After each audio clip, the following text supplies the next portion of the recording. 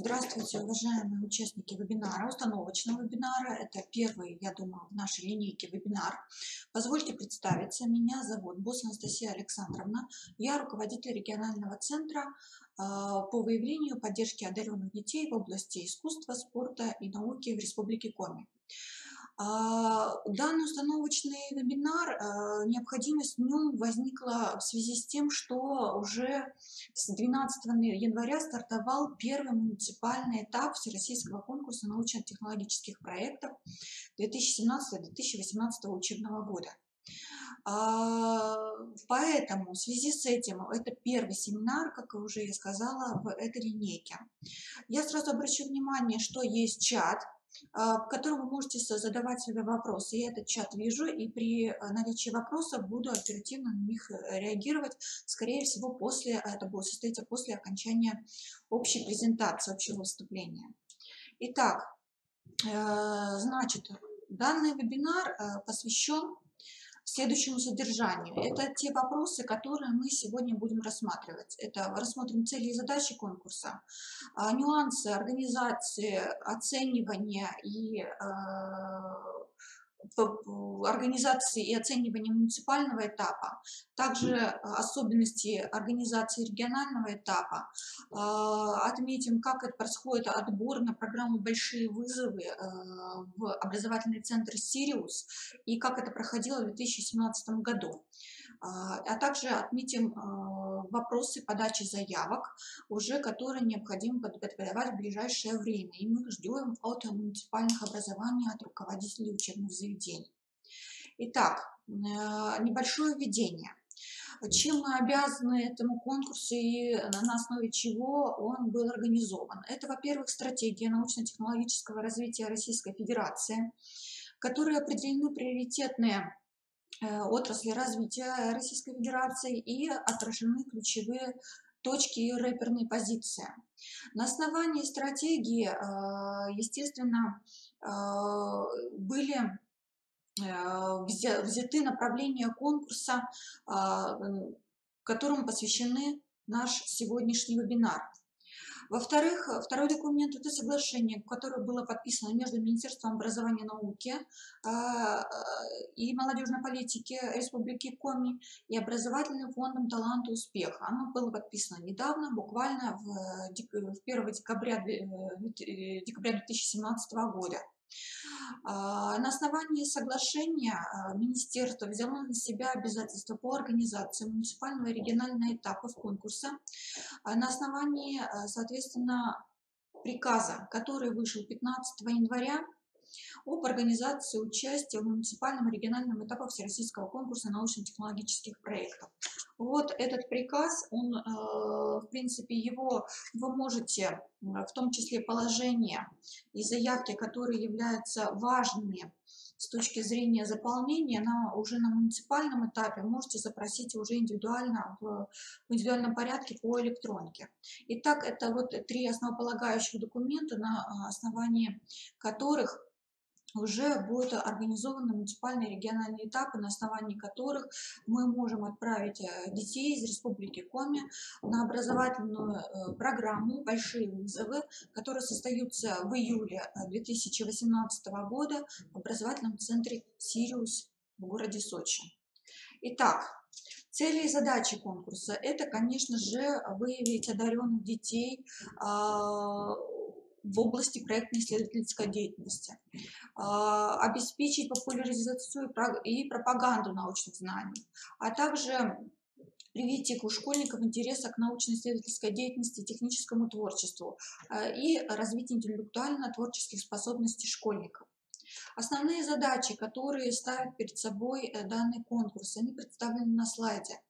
И это, во-первых, и распространение современных методов обучения и вовлечение школьников в проектную деятельность, совершенствование навыков исследовательской деятельности, создание возможностей для практического применения знаний, стимулирование у школьников интереса к естественным наукам, технологиям и инженерным специальностям, вовлечение экспертов и представителей индустриальных компаний в работу со школьником, а это очень важно в связи с тем, что сейчас идет связка школы, СПО, вузов и индустриальных партнеров. Создание дополнительного механизма отбора школьников для приглашения на образовательные смены и программы в Сириус. И также организация межрегионального взаимодействия, обмен опытом в области проектно-исследовательской деятельности. Это уже по вопросам взаимодействия нашего регионального центра с аналогичными центрами в других регионах. Итак, основные направления, которые были заявлены в 2018 году и в конкурсе, в нашем конкурсе. Всего было заявлено 12 направлений, которые вы видите на слайде. Направления все достаточно емкие. Я не могу сказать, что они простые, они достаточно сложные. Есть определенные, я думаю, будут сложности в выборе определенной тематики, но если у вас возникают какие-то сложные моменты, мы обязательно вам поможем. Поэтому, если возникают какие-то вопросы с точки зрения направлений, с точки зрения подбора тем, с точки зрения проблематики проектной работы. Поэтому прошу, обращайтесь. Но вот те темы, которые были заявлены. Некоторые темы, я думаю, будут нам близки с точки зрения это освоения Арктики и Мирового океана. Возможно, тема перспективна очень современная энергетика. Хочу сразу отметить, что темы, которые мы заявили на муниципальном и региональном этапе, они будут представлены на проектной смене в Сириусе, на образовательной проектной смене. Соответственно, подготовив сейчас детей уже начиная с января, мы их, определяя тему, например, агропромышленные и биотехнологии, мы определяем их в это направление, и, соответственно, скорее всего, уже по прибытию, в случае успешного прохождения всех этапов, по прибытию в Сириусе, он будет определен именно в это направление. И, соответственно, будет работать с именитыми учеными, с именитыми преподавателями с федеральных университетов Российской Федерации по данному направлению. Поэтому попрошу очень внимательно отнестись к теме. Если ребенка интересует, например, умный город и безопасности, соответственно, предлагаем и выбирать это направление, чтобы в перспективе уже на проектной смене в Сириусе попасть именно в умный город и безопасность. Более подробно о направлениях еще скажу далее. Итак, организация муниципального этапа. Скажу сразу, что начался он уже 12 января и продлится до 11 марта. Заявительный этап организации муниципального этапа тоже уже начнется буквально со дня на день. И я думаю, в ближайшее время, на следующей неделе уже мы ждем первых заявок на нашу электронную почту. Все эти моменты, которые отражены в презентации, они есть в положении об участии и организации муниципального и регионального этапов Всероссийского конкурса научно-технологических проектов. Итак, организатором муниципального этапа являются органы местного самоуправления, которые осуществляют управление в сфере образования. Алгоритм проведения организатором определяется самостоятельно. Я прошу на это обратить внимание. Обязательно на конкурс в рамках муниципального этапа каждый участник подает индивидуальный проект. Что я хочу сказать? Что от одного участника должен быть подан только один проект. Групповые проекты на муниципальном этапе не допускаются. Результатом муниципального этапа конкурса являются оригинальные технические решения и демонстрация действующего прототипа. В каком формате это будет? Желательно в очном, но вы определяете, повторюсь, сами. Здесь необходимо, чтобы участник уже подготовился к региональному этапу, к выступлению. В данном случае рекомендую провести финал муниципального этапа конкурса в рамках очной защиты проекта с демонстрацией действующего прототипа. То есть в результате должна быть презентация и тот продукт, который участники представляют на защите. То есть то, что можно потрогать, какую-то техническую разработку, новинку, в общем, продукт.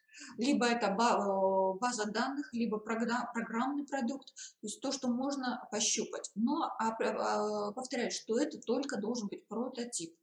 То есть не обязательно все функциональные нюансы данной разработки должны быть представлены в рамках муниципального этапа. Доработка проекта может идти в рамках регионального этапа, и на защиту уже в рамках регионального этапа уже должен быть представлен действующий какой-то продукт. Результаты муниципального этапа оформляются органами управления в сфере образования, и это должен быть протокол. Примерная форма протокола, она есть в положении. Соответственно, вы его оформляете и уже проставляете количество баллов, которые набрал каждый участник. По оцениванию я чуть попозже скажу. Значит, этот протокол передается к нам в региональный центр, где мы уже по итогам муниципального этапа формируем участников регионального этапа. Организатор муниципального этапа вправе порекомендовать победителям-призерам, представившие проекты по одинаковому направлению, представить на региональном этапе конкурса групповую работу. Что значит этот пункт? То есть после окончания муниципального этапа, если вы видите, что участники сами по себе достаточно среднего уровня подготовки, вы можете им порекомендовать организовать группу и работать над единым проектом. Но в группу можно организовать группа не более 3 человек. То есть на региональный этап может заявиться уже команда из 3 человек с одним проектом. То есть, возможно, как на региональном этапе, как групповая, так и индивидуальный проект. Далее, что касается оценивания проектов на муниципальном этапе. Оценивание проектов проводится на основе бальной оценки по следующим критериям: целеполагание, анализ существующих решений и методов, чтобы не получилось так, что школьники изобретали велосипед, методика работы, качество результата, самостоятельность и индивидуальный вклад в проект. Сразу отмечу, что самостоятельность и индивидуальный вклад в проект недаром включен как индивидуальный критерий. Важно, чтобы учащийся сам выполнял работу, чтобы не родители, родители, наставники, педагоги, они могли только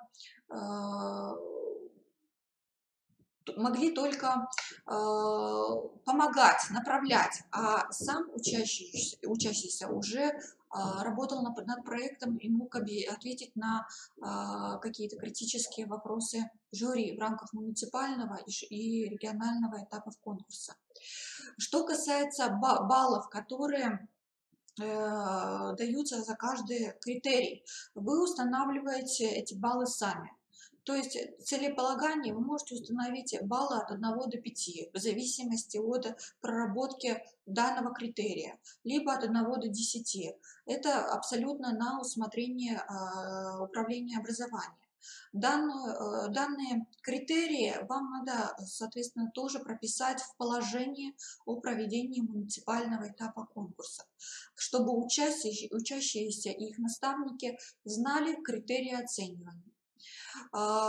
Далее, что хочу отметить, почему выбраны эти 5 критериев, по этим же критериям будет осуществляться оценка на региональном этапе, поэтому на этом обращаю внимание.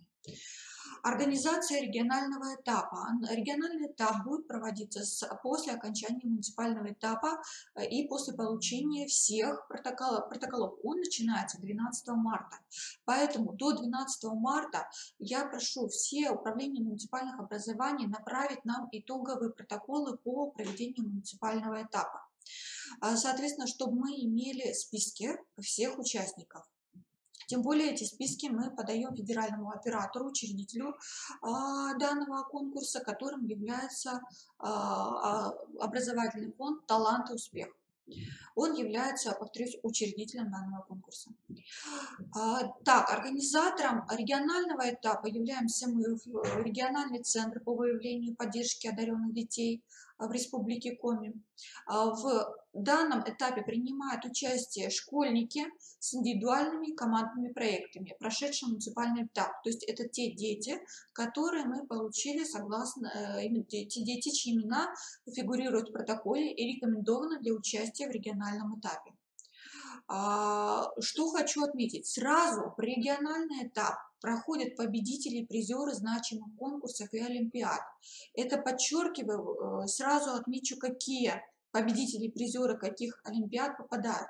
Вот как раз те конкурсы-партнеры, это призеры и победители данных олимпиад, то есть школьники, у которых есть подтверждение, что они являются призерами и победителями указанных конкурсов, сразу переход на региональный этап, минуя муниципальный. В муниципальном этапе они участие не принимают и сразу могут заявиться в региональный центр, что они хотят поучаствовать с таким-то проектом, заполнив, соответственно, заявку. Что касается, какие основные, ну, Олимпиада Максвелла Эйлера проходит сейчас, поэтому победители и призеры тоже принимают участие. Оговорюсь, что кто может принимать участие в конкурсе. Это школьники 8-10 классов. Учащиеся 7 классов могут попасть на муниципальный этап, пройти региональный этап, и не исключено, что они могут даже попасть в образовательный центр Сириус на программу «Большие вызовы». Поэтому, если вы видите по Олимпиаде, что, вот, например, Максвелла и Эйлера, соответственно, дети достаточно есть талантливые, одаренные, поэтому мы им дорогу не закрываем. Ученики 7 класса тоже могут быть допущены к участию в муниципальном этапе конкурса, а также пройти, либо сразу выйти на региональный этап конкурса. Поэтому, если есть желающие 7 класса, пожалуйста, их тоже пропускайте. Если есть желание, они тоже могут участвовать. Есть уникальные индивидуумы, которые могут попасть даже в Сириус. И такие дети на программе «Большие вызовы» в 2017 году в Сириусе они были. Говорю смело, потому что имею опыт в этом вопросе. Итак, данный перечень также отражен в приказе министерства в приложении 2 к положению о конкурсе. Так, это сказали. Какие еще организационные моменты регионального этапа? Так, участники, если они прошли на региональный этап, должны представить на заочную экспертизу в сроки, указанные в положении, на электронную почту свой проект. Непосредственно требования к вот этой заочной экспертизе, к оформлению проекта, они все есть в положении. Поэтому все учащиеся должны внимательно ознакомиться с положением и оформить работу согласно требованиям. Конечно, по работу по формальным таким не в соответствии с требованиями оформленным проектом мы придираться не будем, но качество проработки заявки и качество проработки проекта, это уже говорит о возможностях детей сосредоточиться и оформить заявку по соответствии с требованиями. Поэтому прошу обратите на это особое внимание и оформить заявку на заочную экспертизу в соответствии с требованиями. Публичная защита проводится в сроки с 21 марта по 27 марта и сопровождается компьютерной презентацией. Это вся, я подчеркну, что это будет публичная очная защита, то есть победители муниципального этапа, победители призеры значимых конкурсах и олимпиад должны будут приехать в Сыктывкар на очную защиту проекта. Если у кого-то будут возникать сложности с точки зрения перевозки детей, с точки зрения выезда, прошу обращаться в индивидуальном порядке, будем рассматривать этот вопрос как можно оперативнее, чтобы у нас от наших, скажем, каких-то финансовых и организационных вопросов не страдали наши дети. Поэтому в индивидуальном порядке обращаемся. Значит, в презентация тоже, структура презентации дана в положении, можете на нее ориентироваться. Обязательно, если какой-то продукт у вас получился достаточно громоздкий, желательно видеоматериалы предоставить. И, ну, нет возможности вывести данный продукт в сертификат. Обязательно видеоматериал, либо информацию на стендах. Регламент выступления – это 10 минут, 7 минут на презентацию проекта, 3 минуты на ответы на вопросы членов жюри, которые будут представлены как участниками партнеров, индустриальных партнеров, так и экспертами из вузов и научных центров. Далее. Вот как раз что касается структуры презентации, раздела слайдов не более 8, потому что, чтобы было кратко, четко и по существу, времени достаточно мало на защиту дается, поэтому только 8 слайдов, отражающие все необходимые разделы, они есть в положении, повторюсь. Так, мы, как организаторы регионального этапа, обеспечиваем дистанционное подключение и онлайн-трансляцию конкурса. То есть защита, публично-научная защита будет транслироваться в сети интернет. Возможно, что к нам будут подключаться представители фонда, образовательного фонда «Талант и успех», чтобы обеспечить объективность оценивания и защиты работы и отбора участников на проектную смену.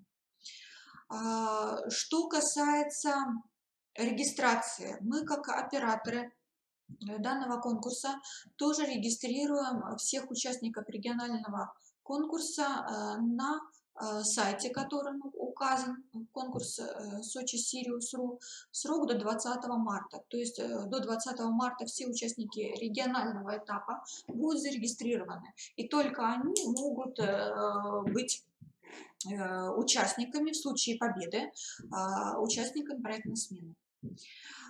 Так, к этому сайту мы еще вернемся, я вам продемонстрирую какие-то нюансы, там можете для себя подчеркнуть, особенно работы прошлых лет. Значит, результаты регионального этапа будут известны не позднее 7 апреля. То есть мы вывешиваем как на сайте регионального центра, так и на сайте, так и будет информация направляться фонду в форме протокола регионального конкурса. Сразу отмечу, что направляющая сторона, в данном случае управление образования в муниципальных образованиях, либо наставники, либо родители, обеспечивают проезд и проживание участников регионального этапа конкурса. В случае каких-то сложных особенностей, сложных случаев, если финансовые какие-то вопросы возникают, я прошу в индивидуальном порядке тоже обращаться. Не хочется создавать таких случаев, что из-за банальных финансовых вопросов талантливые дети оказывались в стороне от победы и от участия в таких программах. Оценивание регионального этапа, я сразу отмечу, что это будет отдельный приказ Министерства образования, науки и молодежной политики Республики Коми по критериям, которые уже отмечались на муниципальном этапе. Они будут прописаны, соответственно, отдельным приказом, и отдельно вы будете с ними ознакомлены. Будет посвящен этой теме отдельный вебинар. Что касается программы «Большие вызовы» в образовательном центре Сириус и опыта в 2017 году. Вот как раз на слайде представлена принтскрин, скажем так, странички сайта, конкурс, это образовательного центра Сириус 2017 года. Мне посчастливилось участвовать на данной смене в рамках проекта «Спутники и пилотируемая космонавтика» в качестве руководителя проекта. Вместе со мной были закреплены 3 школьника из Республики Татарстан и 1 из Свердловской области школьник. Соответственно, мы с ними прорабатывали тему организации лунной оранжереи и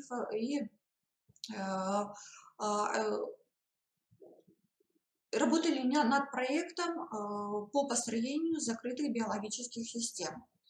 В данном случае мы работали, соответственно, всю смену в июле. Мы работали совместно с Центром подготовки космонавтов имени Гагарина.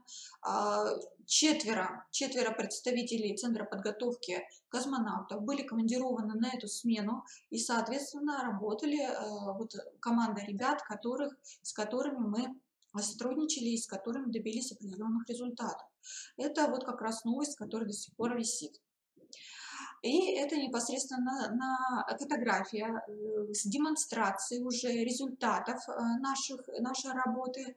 Вы видите нашего президента Владимира Владимировича Путина. На первом плане это учащийся школьник лицея при МГУ, который работал совместно над проектом «Лунная оранжерея». На заднем плане вы видите Шмелеву Елену Владимировну. Это директор образовательного центра «Сириус». Поэтому вы видите, какого уровня работы должны быть, выходят на федеральный уровень, с какими и какие результаты и кому они представляются. Поэтому очень важно хорошо и достойно представить свои проекты, что как на муниципальном, так и региональном этапе конкурса. Скажу сразу, что в проектной смене в 2017 году принимали участие 400 школьников. 100 школьников, они идут по индивидуальному конкурсу, и их набирает образовательный центр «Сириус» по отдельному порядку. 300 школьников 8-10 классов едут в «Сириус» после проведения региональных этапов. Если в 2017 году всего было 13 регионов, которые организовывали у себя региональные этапы, то в этом году, в 2018, то это уже 29 регионов, в числе которых Республика Коми. Поэтому у наших ребят есть все шансы попасть туда. 300 ребят со всех регионов должны быть отобраны. То есть условно 4-5 учащихся из Республики Коми могут попасть на эту образовательную смену. Если у нас, конечно, будут достойные, это количество может быть увеличено. Итак, что касается подачи заявок. Согласно положению, уже буквально до 22 января от руководителей школ, от муниципальных образований, от управления образования в муниципальных образованиях мы ждем заявки. Ждем заявки, в которых необходимо прописать заявку на участие. Вот 3 формы, которые необходимо предоставить. Пока в сканах мы их ждем. До 22 января, опять отмечу. Значит, вы прописываете непосредственно фамилия, имя участника, который заявляется на муниципальный этап, дату рождения, педагог, наставник данного, заявленное направление, это те 12 направлений, которые были нами проговорены, и, соответственно, название проекта, это может быть рабочее название. Оговорюсь, это название проекта, с которым учащийся предлагает выступить на муниципальном этапе. Прошу не ограничивать школьников в участии. Наша задача обеспечить максимальный обхват. Я не говорю, что сразу все заявки могут получиться сильными, но у нас есть 2 этапа отбора, муниципальный и региональный. Прошу на муниципальном этапе обеспечить максимальный обхват учащихся. Все учащиеся, которые изъявляют желание, пусть подаются, могут с родителями, могут с наставниками, могут с педагогами. Поэтому главное проработать хорошо тему. Далее, что необходимо предоставить? Это регистрационная карта участника, где необходимо представить сведения об участнике, дату рождения, основные, скажем, данные, по которым может идентифицировать. Тематическое направление – это те 12 направлений, которые были оговорены, название проекта и научных руководителей, с кем мы можем связываться, работая прорабатывая проекты на муниципальном и региональном этапах. А также согласие на обработку данных можно заполнить и в отсканированном виде нам передать. Напоминаю, что все эти заполненные 3 документа должны быть направлены к нам в региональный центр в ближайшее время. Сведения о количестве участников на муниципальном этапе мы передаем фонду для информирования. Поэтому наша задача обеспечить как можно более широкий охват обучающихся, чтобы максимальное количество участников приняло участие на муниципальном этапе. Под особым контролем этот проект находится в министерстве, поэтому с меня и с вас, соответственно, будут все какие-то моменты спрашивать об участии. Хочу сразу отметить, что уже сейчас образовательный центр «Сириус» и фонд «Талант и успех» взяты на контроль все регионы, в которых организован региональный этап. И в том числе и количество участников на муниципальном этапе, и количество участников на региональном этапе там отражается.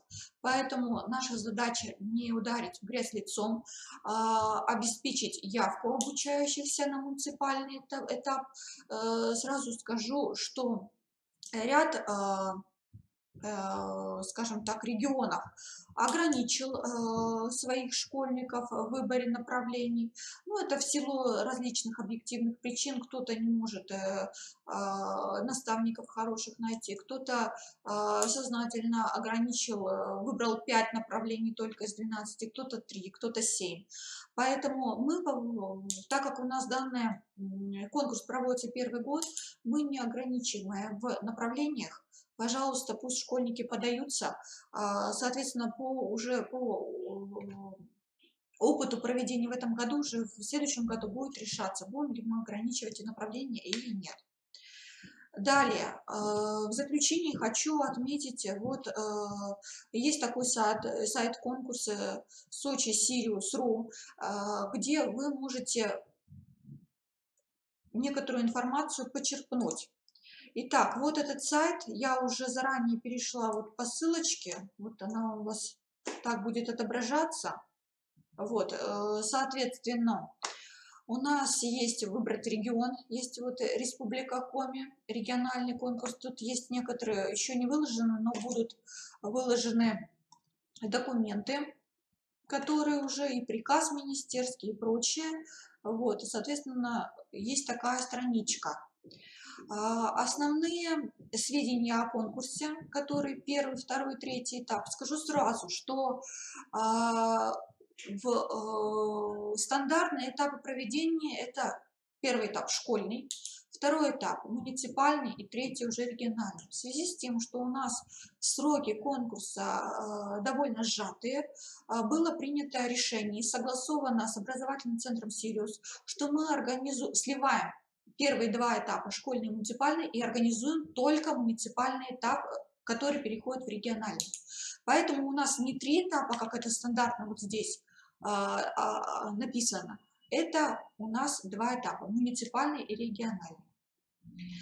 Что интересного здесь на этом сайте вы можете подчеркнуть? Это список победителей конкурса в 16-17 годов. То есть это те проекты, которые, скажем так, проходные. Тут участников, в каких направлениях оно заявлено, да? Вот, вы можете посмотреть критерии оценивания работ. Тоже можете отсюда какие-то информацию для себя подчеркнуть. Так. Те программы, которые у нас были заявлены, ну, смотрю, эти программы, это 2017 года. То есть проекты 2017 года, это те, которые были реализованы в рамках проекта «Большие вызовы в Сочи». Поэтому это не пугайтесь, это те проекты, на которые школьники работают в Сириусе, уже с ведущими педагогами, преподавателями и представителями предприятий в Сириусе, в Сочи. Наша задача довести наших ребят до завершающего этапа. Далее. Основные направления, которые представлены в 2017 году. Это вот все 12 направлений. Вы можете конкретно по каждому направлению более подробно посмотреть. По каждому направлению, какие были реализованы проекты, кто был ответственный, это в Сириусе опять же. Вот. Ну, например, проект по направлению агропромышленные биотехнологии. Ну, например, посмотрим паспорт. Ну, давайте постер посмотрим. Это тот итоговый постер, который был представлен президенту. Вот, соответственно, ребята что делали? Краткая информация по работе и по участникам. Руководителем вот был доцент Кубанского государственного университета и участники те ребята со школ, которые приехали на данную смену. Тоже очень интересные есть проекты, которые вот тест-системы для диагностики винограда вот для Кубани были представлены. По эрозии почв, например. Я думаю, так, какая-то ошибка. Ошибка, я думаю, индивидуально можно будет посмотреть.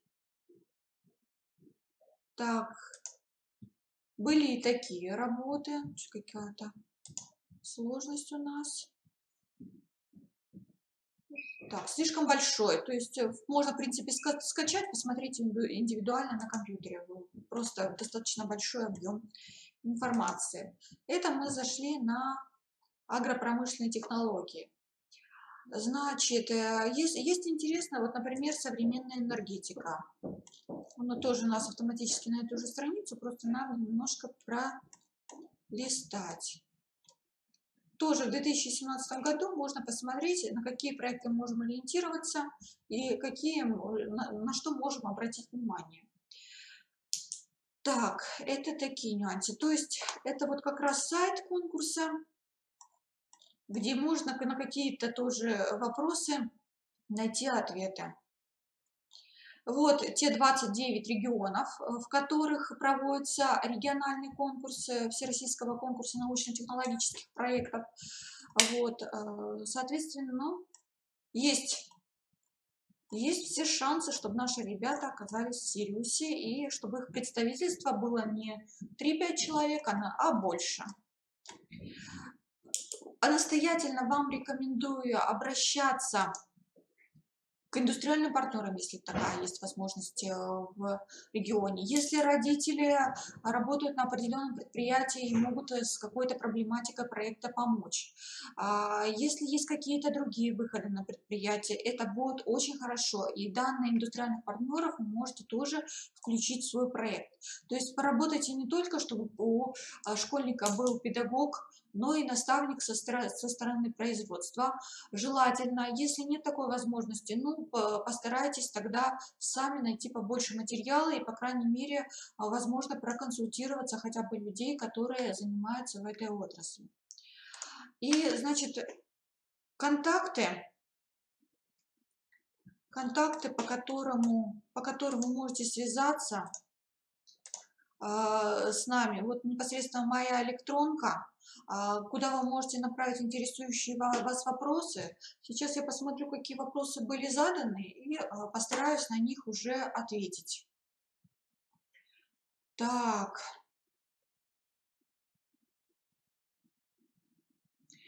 Вот есть вопрос от Ларисы. Для организации проекта необходима помощь профессиональных медиков и IT-специалистов. Можно ли обратиться в ваш центр для организации этой помощи? Да, Лариса, вы можете написать письмо вот на адрес, который risalim@mail.ru. Соответственно, предложите тематику, которую вы бы хотели проработать. У нас есть связи и в Комнаучном центре, есть и связи в Сыктывкарском госуниверситете. Мы постараемся вам найти консультанта по проекту, который бы вас мог направить и предложить какие-то проблемные темы для разработки, а возможно какую-то промежуточную экспертизу на муниципальном этапе либо в текущем рабочем порядке мог организовать.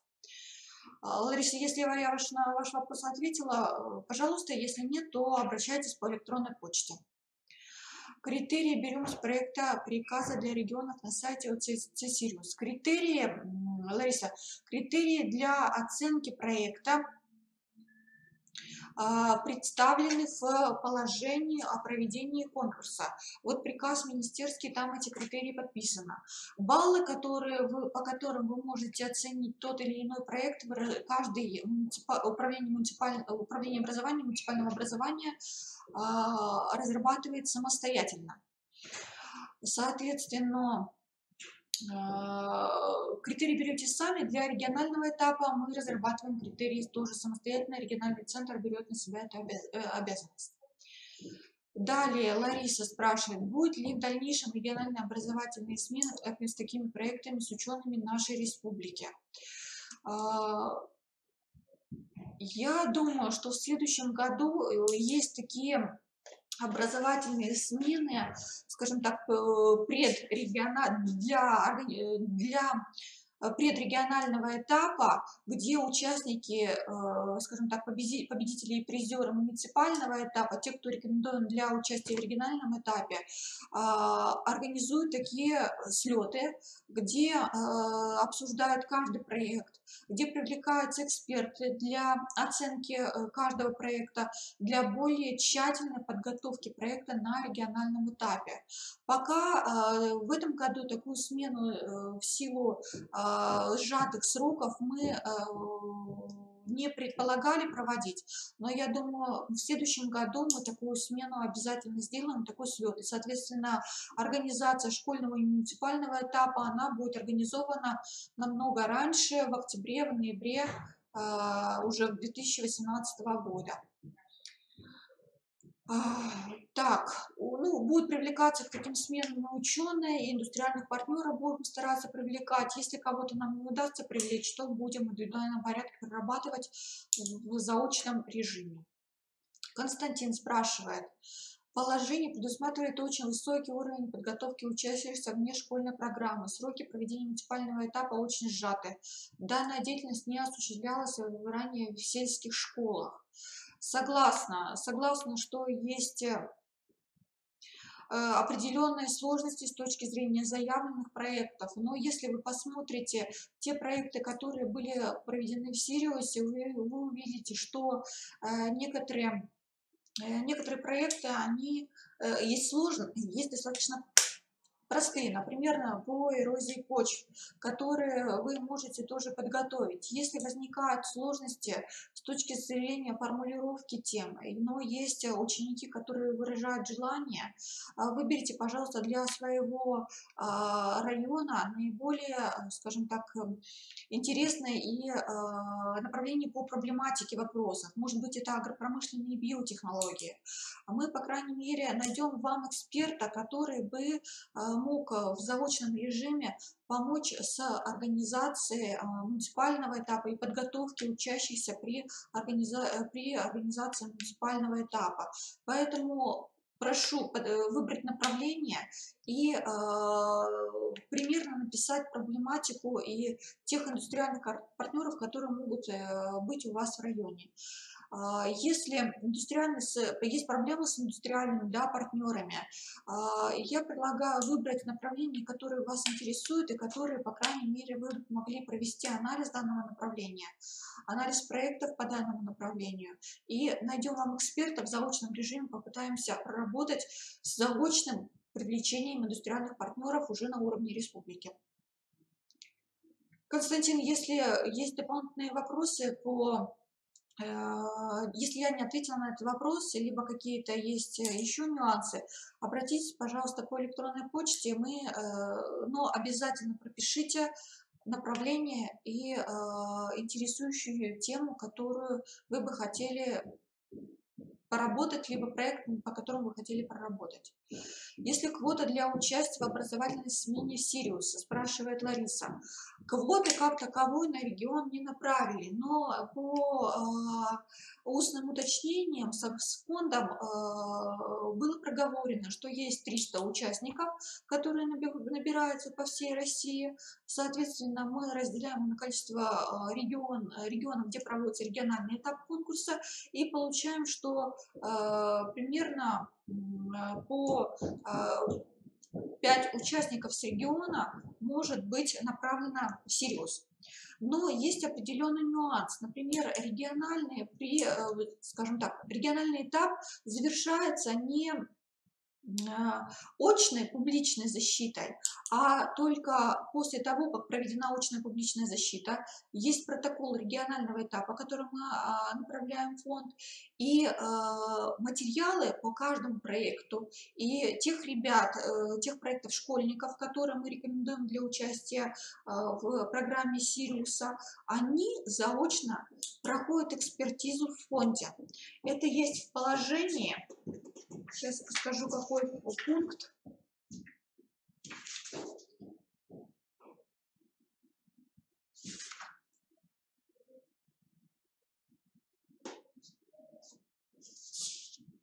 Это проводится она заочно.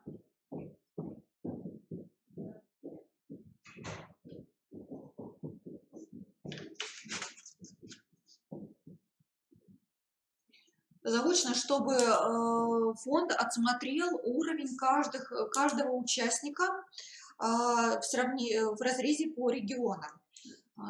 То есть тут дополнительно образовательный центр проверяет и регионах, и организаторов регионального этапа, насколько качественно были отобраны проекты, насколько качественно проведена работа при подготовке проектов, поэтому есть такие нюансы. Условно, не менее 5 человек должны отправиться с Республики Коми. Константин.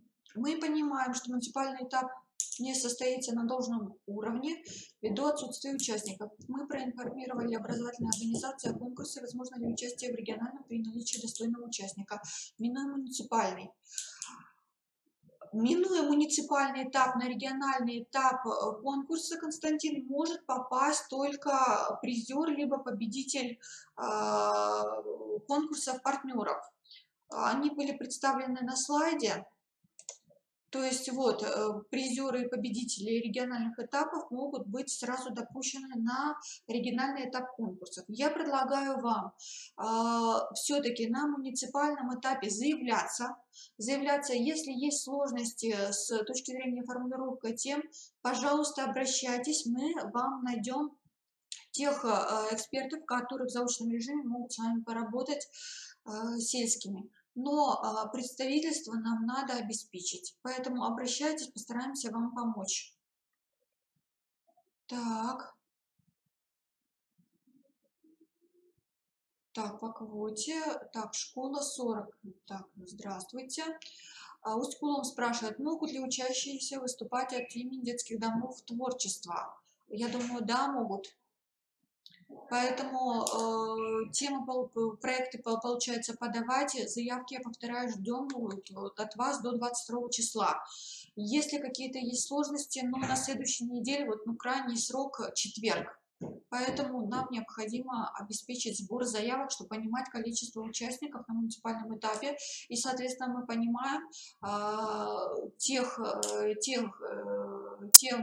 мы понимаем, что это те муниципальные образования, те школьники, те образовательные учреждения, которых мы должны сопроводить до регионального этапа, чтобы организовать и конкурсы и на муниципальном уровне этапе достойно, и на региональном. Можно ли посмотреть вебинар в записи? Да, конечно, после окончания вебинара будет, соответственно, по этой же ссылке будет запись выложена на телеканале YouTube. На канале YouTube, соответственно, вы можете там ее посмотреть. Алина спрашивает, если мы не имеем каких-то материальных продуктов и изобретений, стоит ли подавать заявку? Смотрите, В стандарте положений, которые нам был представлен образовательным центром «Сириус», были прописаны, что это проекты должны быть 17-18 годов. Обязательно, чтобы в течение этого года были проработаны.